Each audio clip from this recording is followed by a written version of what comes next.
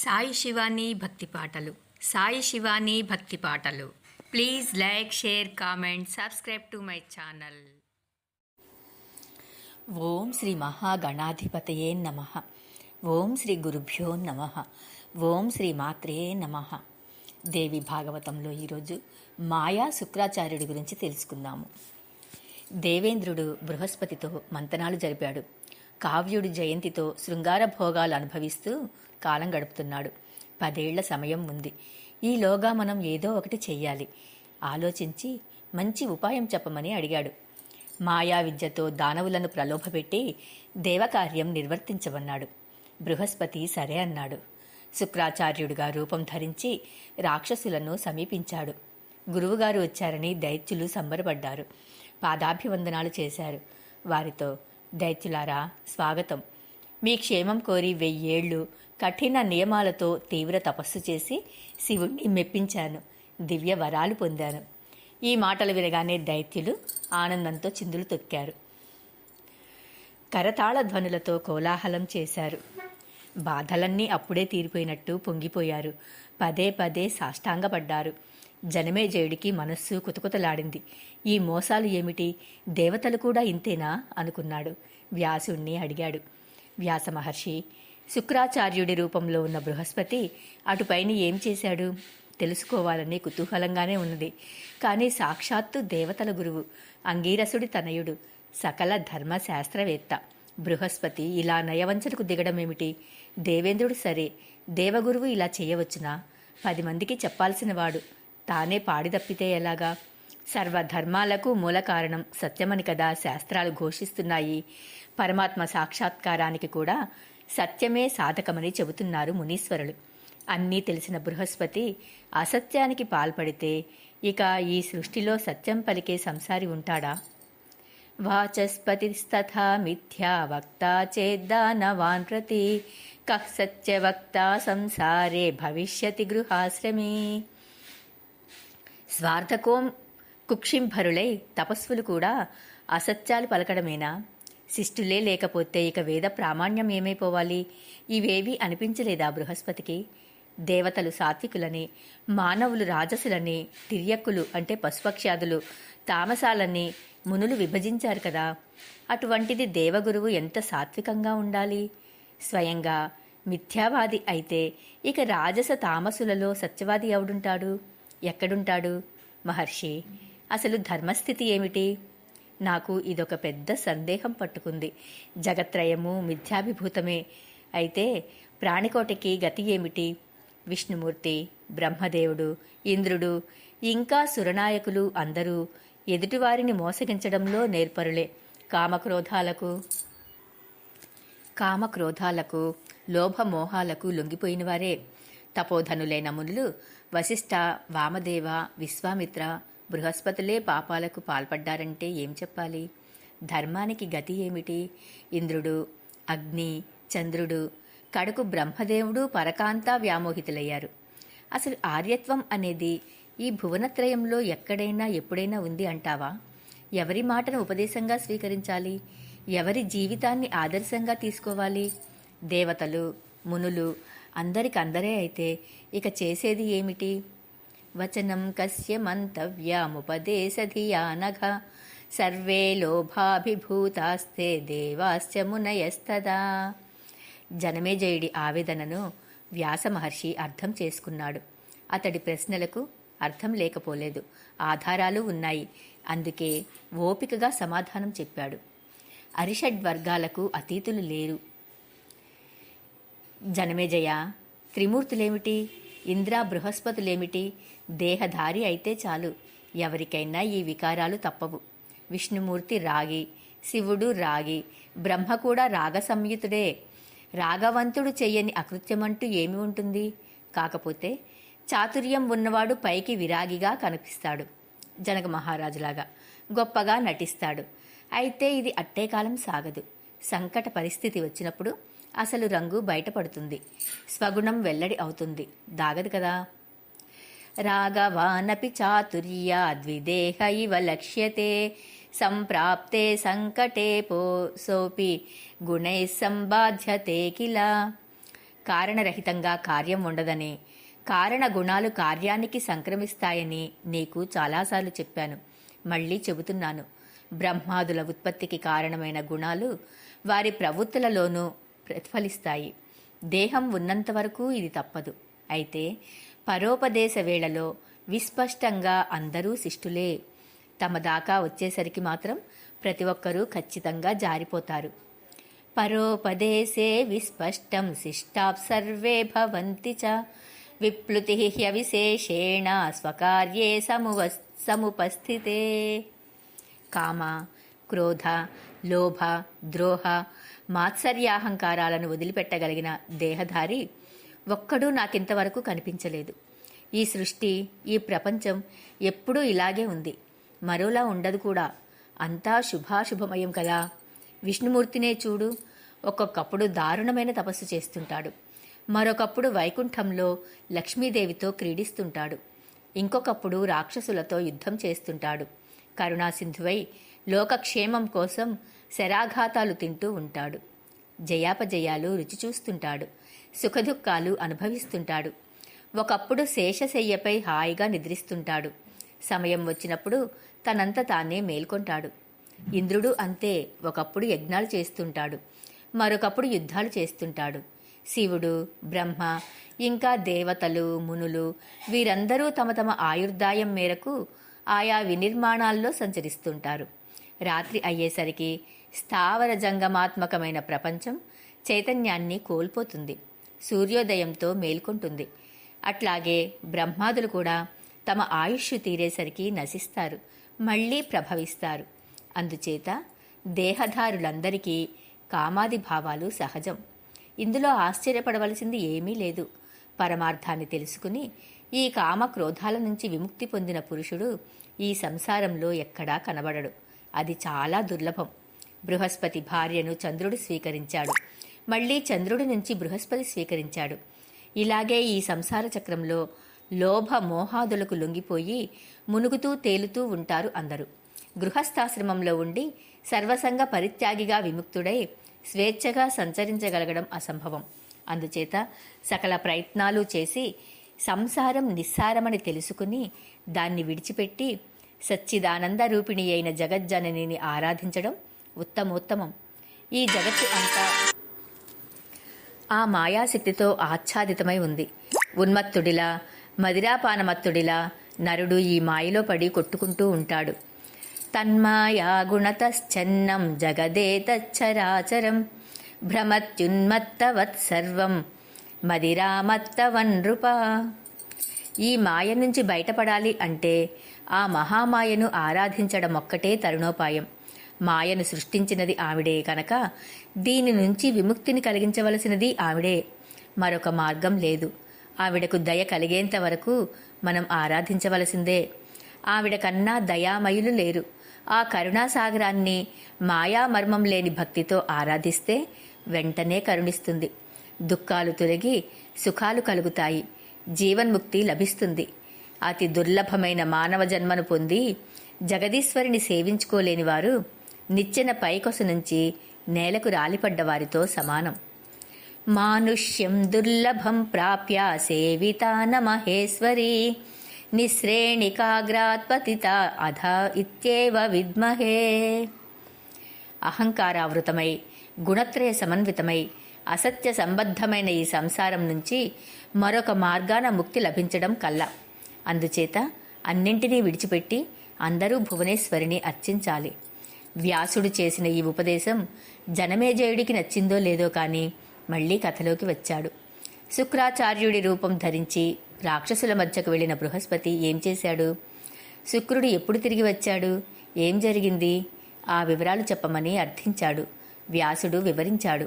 జనమేజయ, బృహస్పతి శుక్రాచార్యుడి రూపం ధరించి వెళ్ళాడు గదా. రాక్షసులంతా నిజంగా గురువే అనుకున్నారు. అతడిని నమ్మి మంత్రోపదేశం కోసం కాళ్లు పట్టుకున్నారు. లోభగుణం ఎవరినైనా ఎంతకైనా సమ్మోహితులను చేస్తుంది కదా. దానితో మోసపోయారు. బృహస్పతి ఏ మంత్రోపదేశమూ చేయలేదు. కాలం గడుస్తోంది. జయంతితో సంసారం 10 ఏళ్ల గడువు ముగింపుకు వచ్చింది. శుక్రాచార్యుడికి శిష్యులు జ్ఞాపకం వచ్చారు. ఆశగా నా రాక కోసం ఎదురుతెండులు చూస్తూ ఉంటారు గదా అనుకున్నాడు. వెంటనే వెళ్ళి వాళ్లను చూడాలి. పాపం భయాతురులై ఇంతకాలం ఎలా గడిపారో. వాళ్ళు నా భక్తులు. వాళ్ళకి దేవతల వల్ల భయం అనేదే ఇక ఉండకూడదు అనుకున్నాడు. కర్తవ్యం గుర్తుకు వచ్చింది. జయంతితో చెప్పాడు. అందమైన కన్నులున్న ఓ చిన్నదానా, చారులోచనే, మన 10 ఏళ్ల గడువు పూర్తి అయ్యింది. నేను బయలుదేరుతున్నా. నా శిష్యుల్ని చూడాలి. త్వరలోనే తిరిగి వస్తా. నీ దగ్గరికే వస్తా అన్నాడు. జయంతి అంగీకరించింది. నీ ఇష్టం, వెళ్ళు అంది. ఇక్కడే నీకోసం ఎదురు చూస్తూ ఉంటా. ధర్మలోపం జరగనివ్వను. నిశ్శంకంగా వెళ్ళిరా అన్నది.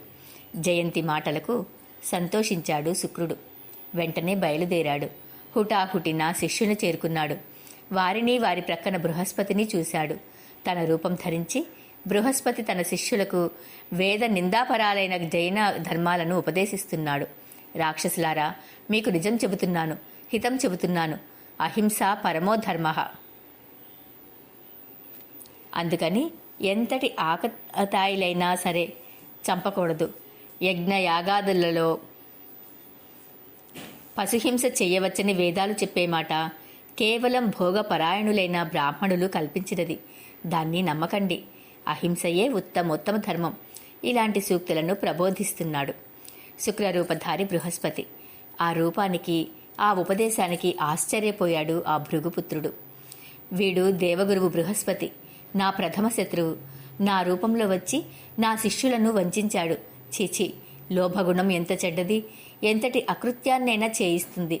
నిజానికి నరకద్వారం ఇదే. దీని ప్రేరణకు లొంగి గురువు కూడా పాపచింతాపరుడై అనృతాలు పలుకుతాడు.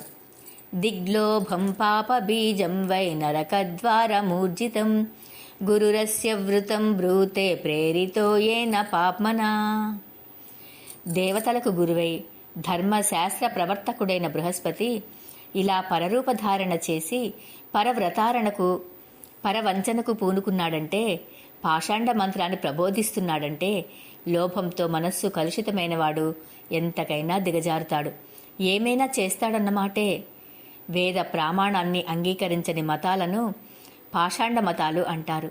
శైలూషుడిలా అంటే నటుడిలా నా వేషం ధరించి నా శిష్యుల్నే నమ్మించి వంచాడంటే నన్ను వంచినట్టే. ఔరా, ఎంతటి నేర్పరి! రాక్షసులకు శుక్రాచార్యుడి శాపం. బృహస్పతి పాట్లు చూస్తే శుక్రాచార్యుడికి నవ్వు వచ్చింది. నవ్వుతూ వారి ముందు ప్రత్యక్షమయ్యాడు.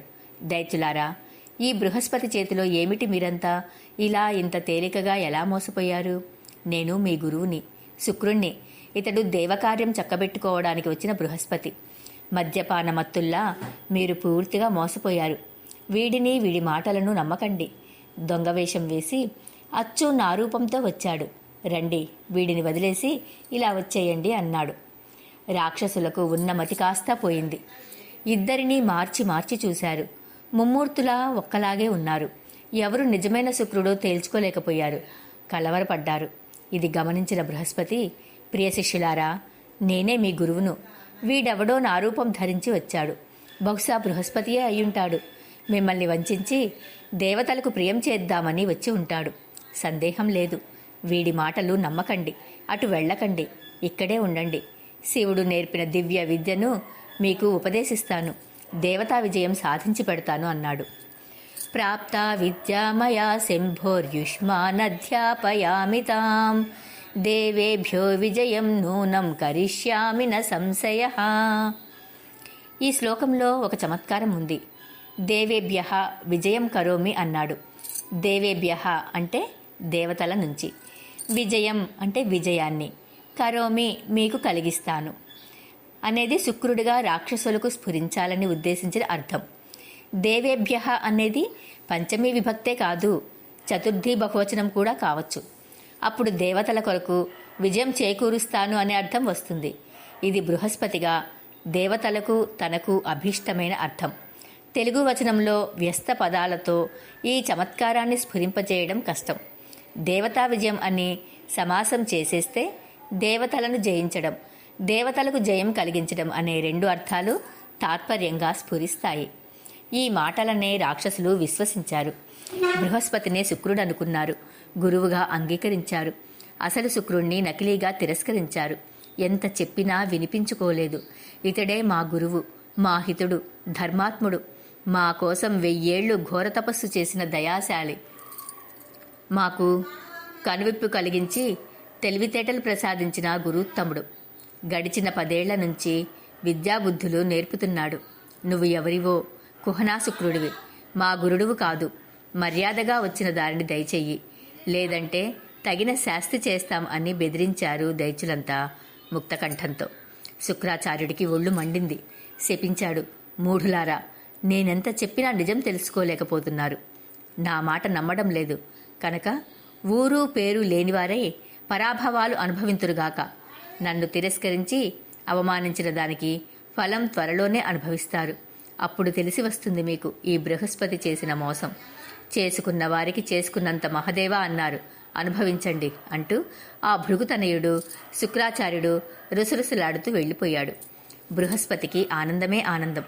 అయితే అది పైకి కనిపించకుండా నిగ్రహించుకున్నాడు. రాక్షసులను రాక్షస గురువే శపించాడు కనుక ఇక తాను అక్కడ ఉండవలసిన అవసరం లేదనుకున్నాడు. శుక్రరూపం విడిచిపెట్టేసి స్వీయ రూపం ధరించి ఇంద్రలోకానికి వెళ్ళిపోయాడు. దైత్యులు శాపదగ్ధులయ్యారు. ఈవేళ నిరాధారులు కాబట్టి వెంటనే దండెత్తమని ఇంద్రుడికి సలహా ఇచ్చాడు. ఇంద్రుడు, దేవతలు ఆనందంతో గంతులు వేశారు. అందరూ కలిసి ఆలోచించి దండయాత్రకు బయలుదేరారు. రాక్షసుల పశ్చాత్తాపం. విషయాలన్నీ దైత్యులకు తెలిసాయి. నకిలీ గురువును నమ్మి అసలు గురువును అవమానించామే అని దిగులు పడ్డారు. బృహస్పతిని తిట్టుకున్నారు.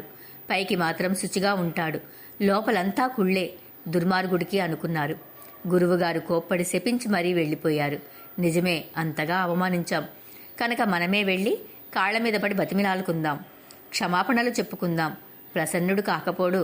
ఇంతకన్నా ఈ ఆపత్ సమయంలో మరో దారి లేదు అని దైత్యులందరూ ఒక నిర్ణయానికి వచ్చి పెద్దవాడు కదా అని ప్రహ్లాదుడిని ముందుంచుకుని శుక్రాచార్యుడిని చేరుకున్నారు. వెడుతూనే కాళ్ల మీద పడ్డారు, లెంపలు వేసుకున్నారు.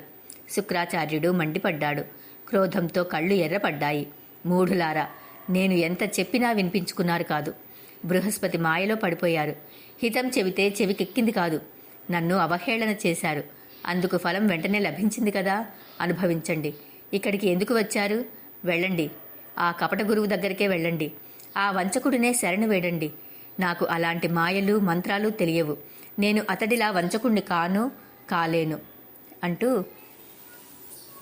కోపంగా మందలించాడు. శుక్రాచార్యుడు తీవ్రస్థాయిలో దిప్పుతున్నాడు.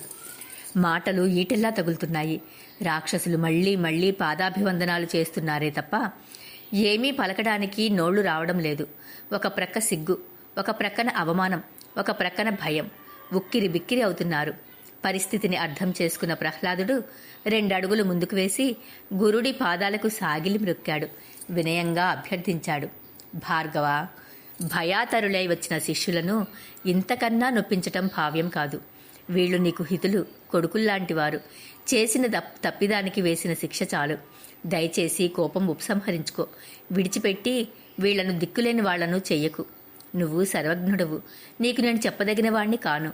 మంత్ర సాధన కోసమని నువ్వు కైలాసానికి వెళ్ళాక ఒక దుష్టుడు, ఒక దుర్మార్గుడు, ఒక నటుడు నీ రూపంలో వచ్చి అచ్చం నీలాగానే పలుకుతూ ఇచ్చకాలు చెప్పి మమ్మల్ని అందర్నీ వంచాడు. ఈ మహా మోసాన్ని తెలుసుకోలేక నీ పట్ల అనుచితంగా ప్రవర్తించాం, కించపరిచాం. ఇది తెలియక చేసిన అపరాధమే తప్ప తెలిసి చేసింది కాదు. ప్రమాదవశాత్తు జరిగే ఇటువంటి అపరాధాలకు నీ వంటి శాంత స్వభావులు ఆగ్రహోదగ్రులు కావడం సమంజసమా చెప్పు? మా మనస్సులలో ఉన్నది నువ్వే. అందుకే నీ రూపంలో వచ్చి వంచాడు బృహస్పతి. 1000 ఏళ్ల గడువు దాటిపోవడము, అతడు నీ రూపంలో రావడము కారణంగా మేమంతా మోసపోయాం. లేకపోతే అంత తేలికగా బుట్టలో పడతామా? ఒక్కసారి ప్రశాంతంగా ఆలోచించు. పోనీ నా మాటలు నమ్మవద్దు. నీ తపశ్శక్తితో చూడు, మా అంతరంగాలు తెలుసుకో. నీ వంటి సాధు పురుషులు క్షణకోపనుసులని పెద్దలు చెబుతున్నారు. నీరు సహజంగా చల్లగా ఉంటుంది. అగ్ని సంపర్కంతో వేడి ఎక్కుతుంది. దాన్ని తొలగిస్తేనే వెంటనే తిరిగి చల్లబడుతుంది. క్రోధాగ్నిని తొలగించు. సహజ శీతలత్వాన్ని తిరిగి పొందు. సర్వానర్థాలకు క్రోధమే కారణమని నీ వంటి పండితులు చెప్పగా విన్నాను. దయచేసి క్రోధం విడిచిపెట్టు. దిక్కులేక కష్టాల పాలైన మమ్మల్ని చేపట్టు అన్నాడు. జ్ఞాత్వా నస్తపసా భావం త్యజ కోపం మహామతే. బ్రువంతి మునయః సర్వే క్షణకోపా హి సాధనః. జలం స్వభావతః శీతం వహ్న్యా తపసమాగమాత్. భవత్యుష్ణం వియోగాచ్చ శీతత్వమనుగచ్చతి. భేదోపాయం పన్ని నిన్ను మాకు దూరం చేసి దేవతలిప్పుడు దండెత్తి వస్తున్నారు. ఇది తెలిసి నువ్వు రోషాన్ని వదిలిపెట్టకపోతే వారి పన్నాగాన్ని సాగనిచ్చినట్టవుతుంది. ఆలోచించు, మా అభ్యర్థన మన్నించు. ఇప్పటికీ సమాధాన పడక మమ్మల్ని ఇలాగే గాలికి వదిలేస్తే మేమంతా పాతాళానికి పారిపోవాల్సి వస్తుంది, లేదా వజ్రాయుధానికి ఎర కావలసి వస్తుంది. అప్పుడింక నీకు చెప్పుకోవడానికి ఒక్క శిష్యుడైనా మిగలడు. ప్రహ్లాదుడి ప్రసంగాన్ని అక్షరశః శ్రద్ధగా విన్నాడు శుక్రాచార్యుడు. జ్ఞాన చక్షువుతో తిలికించాడు, ప్రసన్నుడయ్యాడు. ముఖం మీద చిరునవ్వులు చిందులు తొక్కాయి. దానవులారా, భయపడవలసింది ఏమీ లేదు. రసాతలానికి పారిపోవలసిన అవసరం అంతకన్నా లేదు. మిమ్మల్ని నేను రక్షిస్తాను. అమోఘమైన దివ్య మంత్రాలు ఉన్నాయి. దానికేం గాని మీకొక సత్యం చెబుతాను, వినండి. ఒకప్పుడు బ్రహ్మదేవుడు చెప్పగా విన్నాను. జరగవలసిన శుభాశుభాలు ఎటు తిరిగి జరుగుతాయి. దేవుడైనా వాటిని మార్చలేడు, అన్యథాకరించలేడు. ఆవశ్యం భావినో భావాః ప్రభవంతి శుభాశుభాః. దైవం న చాన్యదా కర్తుం క్షమః కోపి ధరాతలే. శిష్యులారా, ప్రస్తుతం మీకు కాలయోగం బాగాలేదు. అందుకని అన్ని విధాలా బలహీనపడ్డారు. దేవతల చేతిలో మాటి మాటికి ఓడిపోతున్నారు. ఇప్పుడిది దేవతల కాలం. ఒకప్పుడు ముల్లోకాలను సంపూర్ణ సమృద్ధులతో మీరు పరిపాలించారు. దేవతలను నెత్తిమీద తన్ని 10 యుగాల పాటు సకల భోగాలు అనుభవించారు. విష్ణుమూర్తి వామన రూపంలో వచ్చి మీ బలిచక్రవర్తిని పాతాళానికి తొక్కేశాడు. రాజ్యభ్రష్టుణ్ణి చేశాడు. అక్కడితో మీకు మంచి రోజులు అయిపోయాయి. ఆ వేళ విష్ణుమూర్తి బలిచక్రవర్తికి ఒక వరం ఇచ్చాడు. సావర్ణిక మన్వంతరంలో మళ్లీ రాజ్యం లభిస్తుంది అని మాట ఇచ్చాడు. అప్పుడు బలిచక్రవర్తియే ఇంద్రుడు అవుతాడన్నాడు. కాబట్టి ప్రస్తుతం ఇవి దేవతల రోజులు. సావర్ణిక మన్వంతరం దాకా మనం ఓపిక పట్టాలి. ప్రహ్లాద, నీ మనమడు బలిచక్రవర్తి ఇప్పుడు భయభీతుడై అదృశ్య రూపంతో పాతాళంలో రహస్యంగా కాలం గడుపుతున్నాడు. గాడిద రూపం ధరించి ఒక శూన్య గృహంలో దాక్కొని బలిచక్రవర్తిని ఒకనాడు దేవేంద్రుడు కలుసుకున్నాడు. ముల్లోకాలను ఏలినవాడివి, సకల దైత్యులకు అధినాయకుడివి, ఏమిటి ఈ గార్ధభావతారం? సిగ్గువేయడం లేదు అని హేళన చేశాడు. ఇంద్ర, ఇందులో సిగ్గుపడవలసింది ఏముంది? దుఃఖపడవలసింది ఏముంది? మహా తేజస్వి విష్ణుమూర్తి మత్స్య కూర్మ వరాహాది రూపాలు ధరించలేదు. అలాగే నేను కాలయోగం వల్ల గాడిద రూపం ధరించాను. ఒకప్పుడు నువ్వు బ్రహ్మ హత్య మహాపాతానికి లోనై కమలంలో దాక్కోలేదు. అలాగే ఇప్పుడు నేను గార్ధభ రూపంలో ఇరుక్కున్నాను. అందరం దైవాధీనులమే. దుఃఖమేమిటి, సుఖమేమిటి? అంతా కాలమహిమ. అది ఏమి చెయ్యాలనుకుంటే అది చేస్తుంది. దానికి తిరుగులేదు. దైవాధీనస్య కిం దుఃఖం కిం సుఖం పాక శాసన. కాలం కరోతి వై నూనం యదిచ్చతి యథా తథా. ఇలా ముచ్చటించుకున్న బలిదేవేంద్రులు తమ తమ స్థితిగతులకు కాలమహిమను కారణంగా గుర్తించి స్వస్థచిత్తులై ఎవరి నెలవులకు వారు వెళ్ళిపోయారు. అందుచేత ఓ రాక్షస వీరులారా, ఈ దైవ దానవ మానవ రూప జగత్తు అంతా దైవాధీనం. దైవమే అన్నింటికన్నా అన్ని వేళలా బలిష్టం. ఇది బ్రహ్మదేవుడు చెప్పిన సత్యం. మనమంతా గ్రహించడం మంచిది. జనమేజయ, వింటున్నావు కదా అని ఒకసారి హెచ్చరించి వ్యాసుడు కథనం కొనసాగించాడు. సవనకాది మహామునులారా, వింటున్నారా అని సూతుడు చెప్పనారంభించాడు. శుక్రాచార్యుడి మాటలకు ప్రహ్లాదుడు సంతృప్తి చెందాడు. దైవం అన్నిటికన్నా బలిష్టమన్న సంగతి నచ్చింది. రాక్షసులారా, ఒకవేళ మనం బాహుగర్వంతో దైవాన్ని కాదని యుద్ధానికి దిగితే పరాజయం తప్పదు. రోజులు బాగున్నాయి కనుక దేవతలు జయిస్తారు అన్నాడు. మందగర్వితులైన దైత్యులకు ఈ మాట నచ్చలేదు. సంగ్రామమే తక్షణ కర్తవ్యం అన్నారు. దైవం ఉన్నాడో లేడో ఎవరికెరుక? బలహీనులు, భయభీతులు, నిరుద్యములు దైవాన్ని ప్రధానంగా నమ్ముతారు. అతన్ని చూసినవాడెవడు? ఎలా ఉంటాడు? ఎక్కడ ఉంటాడు? ఎవరికీ తెలీదు. అలాంటి దైవాన్ని నమ్ముకోవడం మన వంటి వీరులకు తగని పని. బలం కూడగట్టుకుని యుద్ధమే చేద్దాం. విజయమో వీరస్వర్గమో మాలో అన్ని విధాలా నువ్వు పెద్దవాడివి కనుక మమ్మల్ని నడిపించు అన్నారు. ప్రహ్లాదుడు ఏకగ్రీవంగా సేనాపతి అయ్యాడు. దేవతలను యుద్ధానికి ఆహ్వానించాడు. శంఖ, భేరి, తూర్యారావాలతో యుద్ధం మొదలైంది. ప్రహ్లాదుడికి దేవేంద్రుడికి మహాఘోరంగా ద్వంద్వ యుద్ధం సాగింది. నిండా 100 నడిచింది. మునులతో సహా అందరూ ఆశ్చర్యపోతున్నారు. శుక్రాచార్యుడి మంత్రశక్తి రాక్షసులకు క్రమక్రమంగా విజయం సమకూర్చి పెడుతోంది. ఇంద్రకృత దేవీ స్తుతి. దేవేంద్రుడు పరిస్థితిని సమీక్షించాడు. విజయలక్ష్మి చేజారిపోయేట్టు ఉంది. బృహస్పతిని సలహా అడిగాడు. అతడి సలహా మేరకు పరాశక్తిని స్మరించాడు శచీపతి. జయదేవి మహామాయే శూలధారిణి చాంబికే శంఖచక్ర గదా పద్మ ఖడ్గహస్తే భయప్రదే. శూల, శంఖ, చక్ర, గద, పద్మ, ఖడ్గాలను ధరించిన ఓ మహామాయ, ఓ జగదంబిక, ఓ అభయప్రద, నీకు జయము జయము. ఓ భువనేశ్వరి, దశతత్వాత్మిక, మహాబిందుస్వరూపిణి, మహాకుండలినీ రూప, సచ్చిదానంద స్వరూపిణి, ప్రాణాగ్నిహోత్ర విద్య, దీప శిఖాత్మిక, పంచకోశాంతర్నివాసిని, బ్రహ్మస్వరూపిణి, ఆనందకళిక, సర్వోపనిషత్ సమర్చిత, ఓ జగన్మాత, నమో నమో నమో నమః నమో నమః.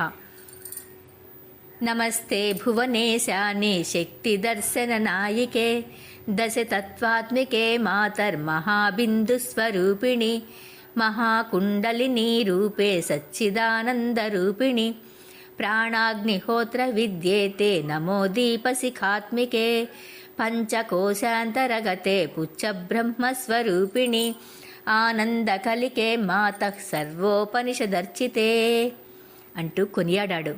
అమ్మా, ప్రసన్నురాలివై మమ్మల్ని కాపాడు. దైత్యుల చేతిలో ఓడిపోబోతున్నాం.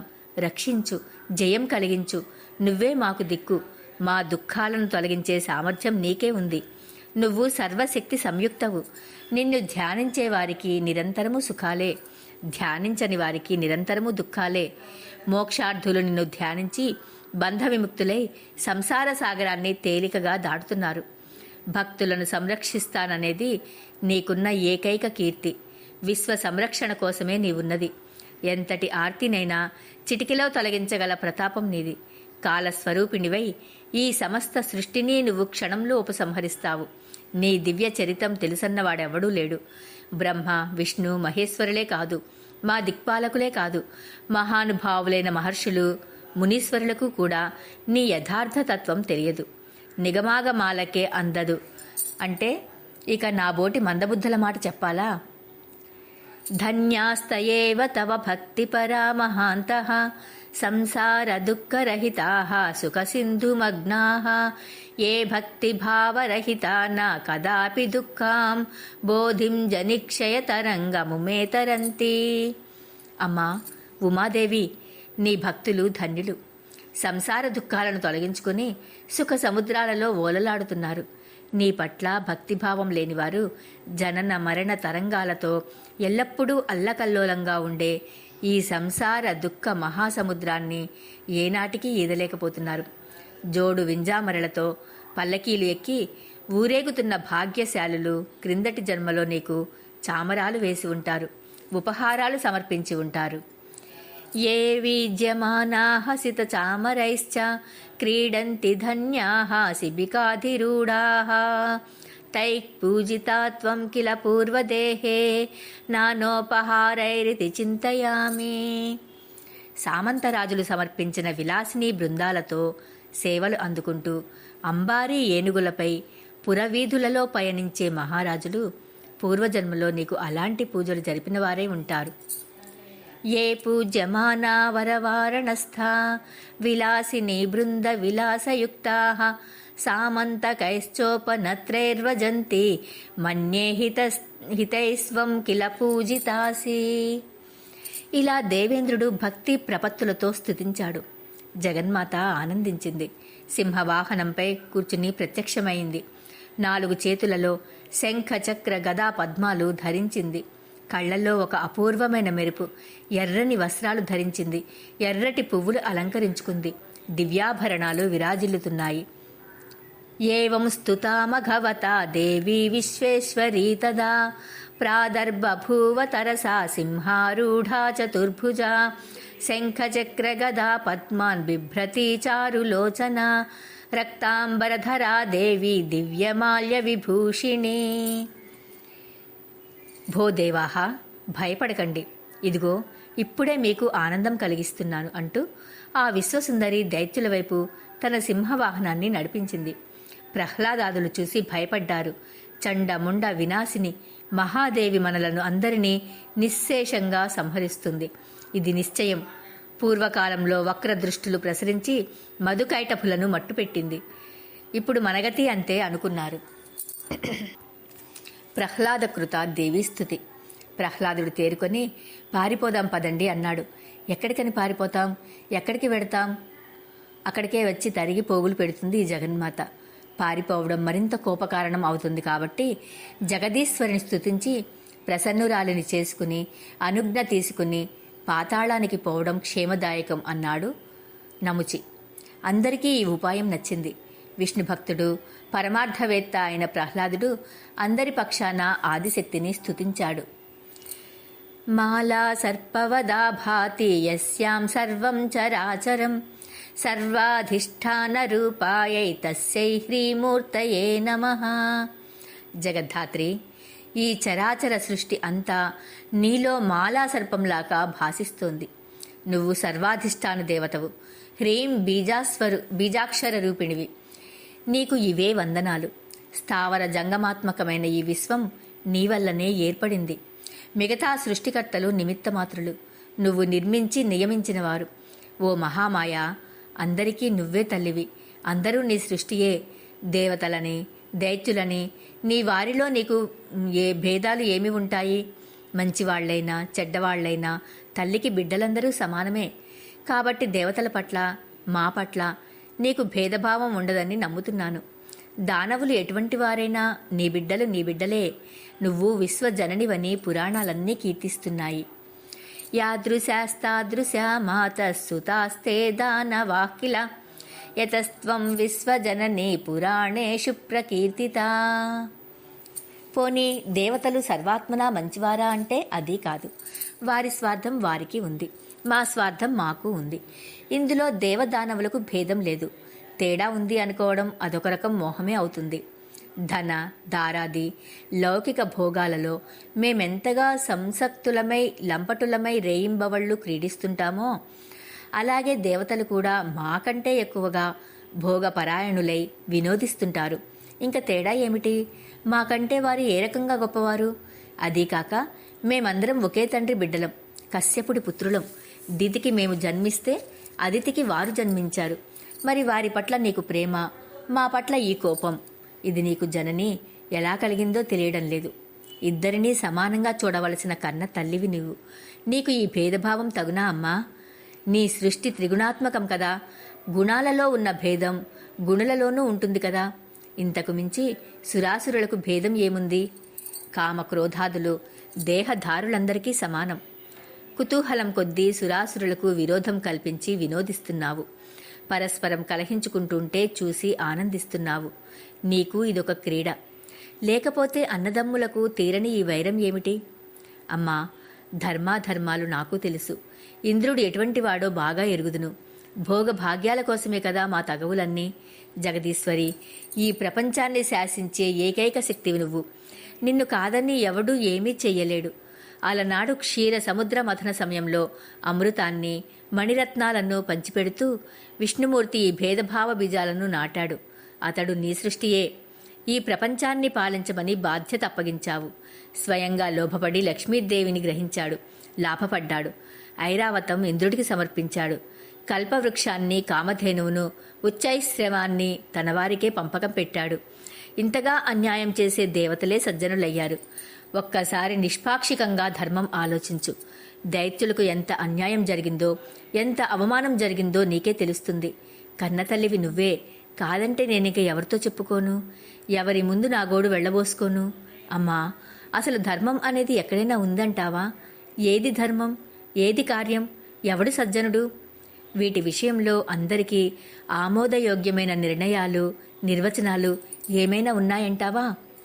తార్కికులు యుక్తివాదం మీద ఆధారపడతారు. వేద విధులు విధివాదం మీద నిలబడతారు. ఈ విశ్వం సకర్తృకమని, అకర్తృకమని పరస్పరం వాదించుకుంటూ ఉంటారు. కర్త ఉన్నట్టయితే ఈ విశాల ప్రపంచంలో ఇన్ని వైరుధ్యాలు ఏమిటి? ఏకకర్తృకమైన ఏకకర్మలో భేదభావం పొసగదు గదా. వేదాలలో ఏకవాక్యత లేదు. వేద విధులలో ఏకాభిప్రాయం లేదు. శాస్త్రాలలో లేదు.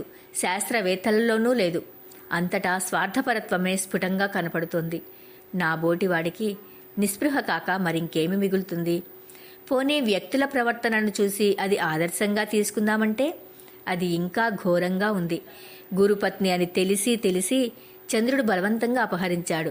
ధర్మాధర్మాలు తెలిసే ఇంద్రుడు గౌతముడి భార్యను ఆక్రమించాడు. బృహస్పతి తన సోదరుడి ఇల్లాలని పూర్ణ గర్భవతిని బలత్కారంగా భోగించాడు.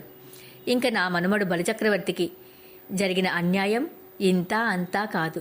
సత్యవ్రత పరాయణుడై 100 యజ్ఞాలు చేశాడు. దాన గుణానికి పెట్టింది పేరు.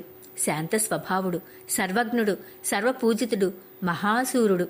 అలాంటి నా పౌత్రుణ్ణి విష్ణుమూర్తి వామన రూపంలో వచ్చి వంచాడు. నిర్దాక్షిణ్యంగా రాజ్యమంతా అపహరించి అధఃపాతాళానికి తొక్కివేశాడు. ఇన్ని అకృత్యాలు, అధర్మాలు, అన్యాయాలు చేసినప్పటికీ లోకులు వారినే ధర్మపరులంటున్నారు. వందిమాగధులై కీర్తిస్తున్నారు. అమ్మా, జగన్మాతవు కనుక నీ ముందు నా ఆవేదన వెల్లడించుకున్నాను. ఇక నీ ఇష్టం. ఏమి చెయ్యాలనుకుంటే అది చెయ్యి. దానవులం మొత్తంగా నిన్ను శరణు అంటున్నాం. రక్షిస్తావో శిక్షిస్తావో నీ ఇష్టం. ఏవం జ్ఞాత్వా జగన్మాతః యథేచ్ఛపి తథా కురు శరణాదానవా సర్వే జహివా రక్షవా పునః. ప్రహ్లాదుడి ఆక్రోశాన్ని జగదీశ్వరి అర్థం చేసుకుంది. కరుణామయి కనుక ప్రసన్నురాలయ్యింది. ప్రహ్లాద, మీ దానవులంతా పాతాళానికి వెళ్ళిపోండి. అక్కడ స్వేచ్ఛగా నివసించండి. నిర్భయంగా జీవించండి. మంచి రోజుల కోసం ప్రతీక్షించండి. అన్ని శుభాశుభాలకు కారణం కాలమే కదా. వైరాగ్య భావన ఉన్నవారికి ఎక్కడ ఉన్నా ఎప్పుడూ సుఖమే. లోభచిత్తులకు ముల్లోకాలు చేతికి వచ్చినా సుఖం ఉండదు. ఏ ఫలాలు సంతృప్తినివ్వవు. అందుచేత ఈ భూభాగాన్ని విడిచిపెట్టి రసాతలానికి వెళ్ళండి. ఇది నా ఆజ్ఞ. నిష్కల్మషంగా జీవయాత్ర సాగించండి. దానవులు జగన్మాతకు శిరస్సు వంచి నమస్కరించారు. పాతాళానికి పయనమయ్యారు. ఆది పరాశక్తి అంతర్ధానం చెందింది. దేవతలు తమ లోకానికి వెళ్ళిపోయారు. అప్పటి నుంచి దేవదానవులు శత్రుత్వం విడిచిపెట్టి ఎవరి బతుకులు వారు బతుకుతున్నారు. ఈ కథను విన్నా, చదివినా దుఃఖాలు తొలగిపోతాయి, ఉత్తమగతులు లభిస్తాయి. శౌనకాది మహామునులారా, ఇప్పుడు మన జనమేజయుడికి మరొక కుతూహలం కలిగింది. భృగు మహర్షి శాపం వల్ల విష్ణుమూర్తి ఏ అవతారాలు ధరించాడు? ఏ మన్వంతరంలో ఏ కథ జరిగింది తెలుసుకోవాలి అనిపించింది. సవిస్తరంగా చెప్పమని అభ్యర్థించాడు. మా గురువుగారు కథకా చక్రవర్తి కదా, శ్రద్ధగా అడిగి వినేవాళ్లు దొరకాలే గాని ఎంత అందంగానైనా చెబుతారాయే, ఎంతసేపైనా చెబుతారాయే ప్రారంభించారు. ఇక ఆ వివరాలన్నీ కూడా రేపటి రోజున తెలుసుకుందామండి. ఓం శ్రీ మాత్రే నమః.